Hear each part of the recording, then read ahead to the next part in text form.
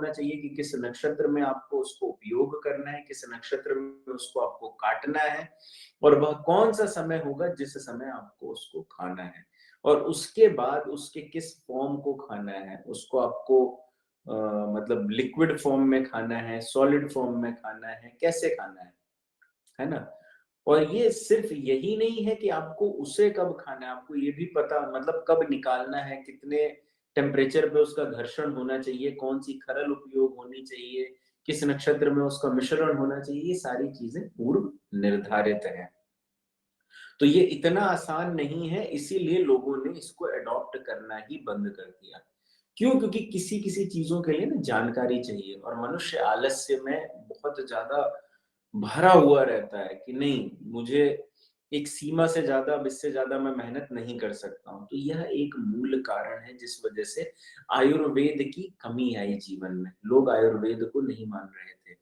लेकिन अब धीरे-धीरे जिस प्रकार से आयुर्वेद ने अपने वर्चस्व को बढ़ाया है, ये स्वतः बढ़ सकता है, इसको कोई बढ़ा नहीं सकता, मैं आप नहीं बढ़ा सकते। लेकिन आज के समय में हर व्यक्ति जानता है कि आयुर्वेद का सेवन हमेशा उसके लिए सेफ है, सुरक्षित है, हमेशा के लिए सुरक्षित है। आयुर्वेदिक कोई भी औषधि यदि व्यक्ति मान लीजिए गलती से अधिक सेवन भी कर लेता है, तो उसका नुकसान उसके ऑर्गन फेलियर होकर नहीं होगा, है ना? ज़्यादा से ज़्यादा क्या होगा? पेशाब में जलन, लूज़ मोशन, उल्टी, बस। ऐसा नहीं होगा कि आयुर्वेद का भयंकर सेवन कर लिया तो उसका शरीर में कुछ गलने लगा, पिलने लगा, कुछ ऐसा नहीं होता है। आयुर्वेद बहुत, बहुत, बहुत सेफ है ना?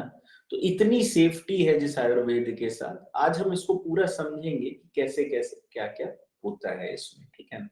इसके बाद क्या है कि जैसे हमने इसको उगा लिया, अब इसके बाद क्या होता है, किसी भी औषधि का निर्माण करने हेतु, है ना?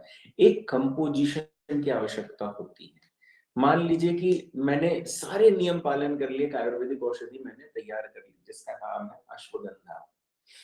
अश्वगंध बोलते हैं उसे क्योंकि उसकी जो खुशबू होती है, स्मेल होती है, वो हॉर्स के मतलब घोड़े के पेशाब जैसी होती है ना? इसके बाद हमें इसे सफेद मूसली के साथ मिलाना है ना? अश्वगंधा एक स्ट्रेस रिलैक्सेंट है ना? सफेद मूसली एक टेस्टोस्टेरोन बूस्टर की तरह कार्य करती है ना? अब इन दोनों को हमें मिलाना है। सामान्यतः भी आप मिला देंगे तो दोनों के गुण आपको मिल जाएंगे, लेकिन इस शरीर में किसकी कितनी मात्रा की आवश्यकता है, इसके लिए नाड़ी शास्त्र पहले से सारी जानकारी देता है।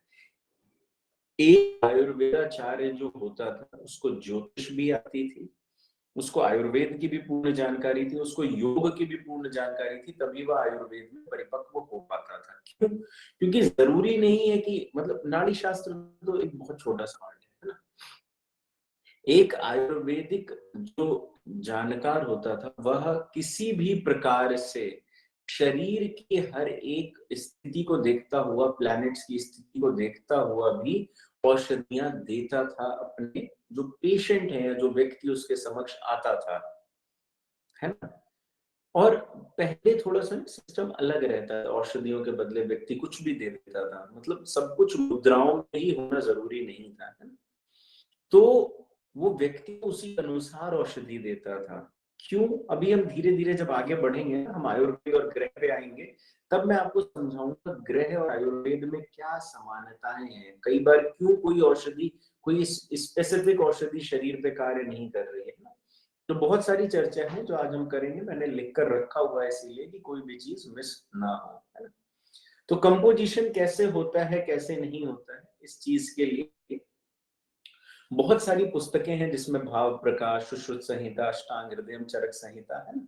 इस प्रकार की अनेक पुस्तकें हैं जिनमें महर्षियों ने अनेक जानकारियां दी हुई हैं, है ना?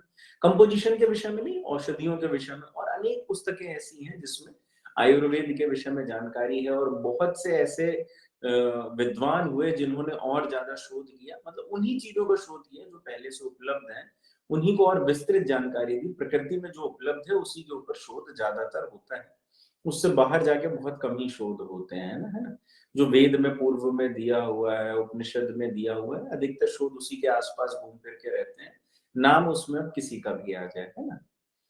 जैसे मान लीजिए कि चलिए ठीक है, किसी को किसी भी प्रकार से मैं किसी भी तरह का कटाक्ष उपयोग नहीं करूंगा अपने पूरे सेशन में, है ना। कंपोजिशन के बारे में हम बात कर रहे थे कि कैसे कंपोजिशन बनेगा। मान लीजिए दो चीजों का कंपोजिशन है ना। एक एक नक्षत्र में निकलता है, दूसरा दूसरे नक्षत्र में निकलता है।